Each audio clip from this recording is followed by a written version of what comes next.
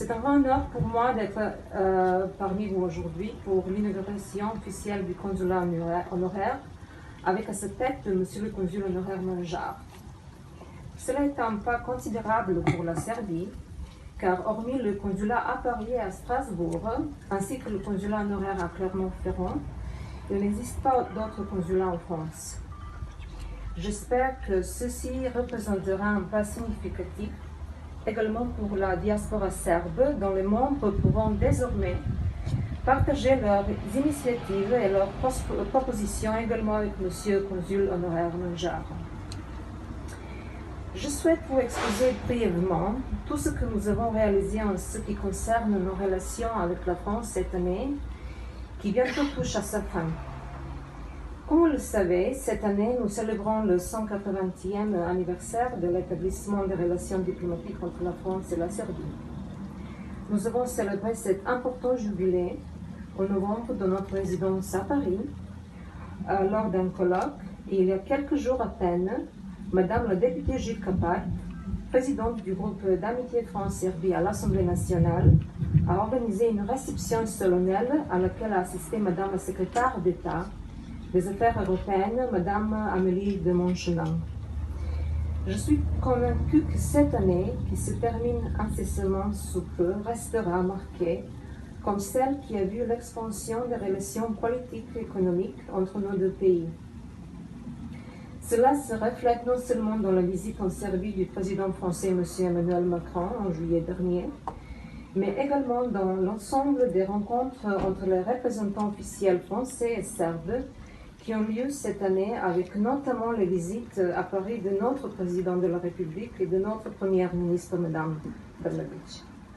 Parallèlement à l'instauration d'une relation de confiance étroite et de compréhension mutuelle entre les dirigeants politiques, la coopération économique va de pair naturellement, coopération qui a également prospéré. Deux investisseurs français majeurs, Vinci Aéroport et Suez, ainsi que le lancement de l'Agence française de développement en Serbie, sont de bonnes raisons de poursuivre l'intensification de la coopération économique. Je rajouterai que cette année, nous avons ouvert la liaison aérienne saisonnière Belgrade-Nice, ce qui offre une bonne base pour la connectivité des entreprises et le développement du tourisme. Personnellement, je suis engagée dans la promotion de nos entreprises en France et je souhaiterais voir davantage leur présence sur le marché français. Justement, dans ce domaine, j'attends le soutien de notre consul honoraire, qui est lui-même issu du monde des affaires et a fait preuve d'une initiative significative car il a déjà visité la Serbie avec une délégation de sociétés françaises d'informatique. Cependant, je suis particulièrement heureuse de souligner que la coopération sur le plan des échanges culturels suit également la voie de l'expansion.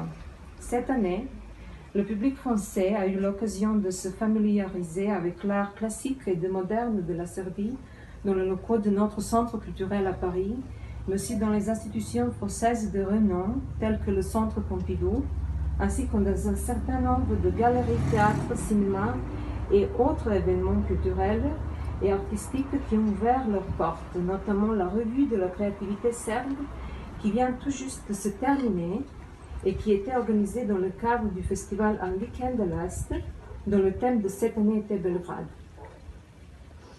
J'insiste sur ce point parce qu'au quotidien dans mon travail, j'attache une grande importance à la coopération de nos deux pays dans le domaine de la culture et de l'éducation. Et je pense que ce sont précisément ces domaines-là sur lesquels il faut travailler assidûment et sur lesquels les représentants de notre diaspora peuvent et doivent travailler de concert avec Monsieur le consul honoraire afin d'identifier et proposer les projets à réaliser. Je saisis l'occasion de la présence de Monsieur le maire Esposi. Il est parmi nous. Non. Mais bon, ils sont les autres représentants de la mairie. Pour leur demander de soutenir le travail de la communauté serbe d'ici, car il a été démontré que le soutien des autorités locales aux associations de membres des différentes diasporas est un facteur clé pour leur développement, Leur réussite est le plus important, surtout pour plus grande visibilité dans le pays d'accueil. Pour finir, je vous souhaite un joyeux Noël ainsi qu'une bonne nouvelle année.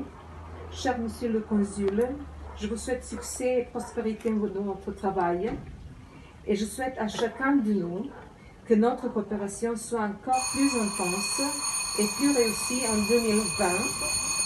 Et j'invite toutes les personnes présentes à contribuer pour leur engagement au renforcement de l'amitié franco-serbe.